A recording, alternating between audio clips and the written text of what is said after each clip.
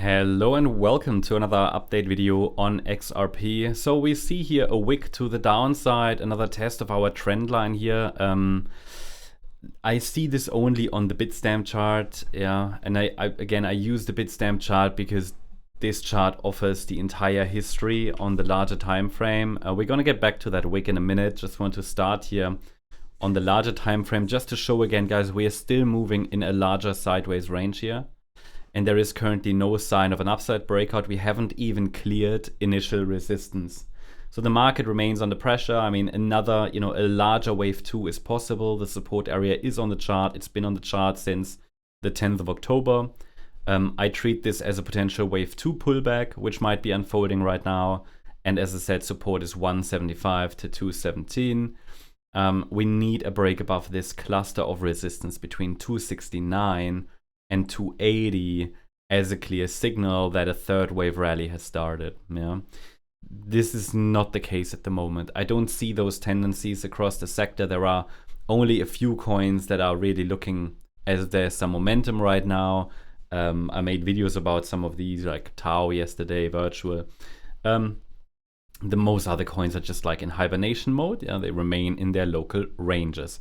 So my view remains unchanged. We have on this larger time frame key support in the region between $1.20 and $1.55. This is our key support zone. If we break below 121, a much larger correction could unfold. As long as we're holding 121, the bullish thesis is possible and remains plausible. And on the local level, we have micro support between 175 and $2.17. We're holding it at the moment, but we might test it. We might test it once more. Bear in mind, this micro support area is a bit messy. It's not super clean, super clear, because the data from the October low is just a bit unclear. This is related to that wick, that strong sell-off that we had, and different exchange data. The exchange data basically varies. But really what matters is that break above 284, because anything below that is not really a meaningful breakout point. So looking at the shorter time frame here, we have it. A wave down, B wave up, and we could be in the C wave. I mean, it gave you that resistance area, which is not so meaningful, but it's for those of you who are really watching the micro patterns. And you see on the Bitstamp chart this wick, but I mean, it shows there is pressure there, downside pressure, but it's not reliable because it's not happened on the Coinbase chart. Again, welcome to crypto.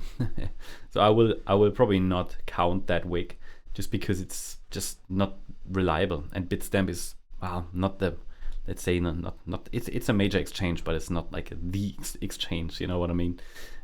We should focus on the patterns that happen on charts where we have most volume. I mean, most of the time they agree, but occasionally not. And yeah, anyway, that's a problem that's just typical in crypto. So 248 to 259 is micro resistance. And if we see further continuation to the downside from here, there's a good chance we reach the $2.05 to $2.17 area. So you have your resistance area for the weekend. Hope you enjoyed the update. If you did, please hit the like button, leave a comment and subscribe. And if you're interested in additional updates, then check out our X channel for additional charts, updates, news, and much more. I'll leave a link in the comment section. Thanks so much. Bye-bye.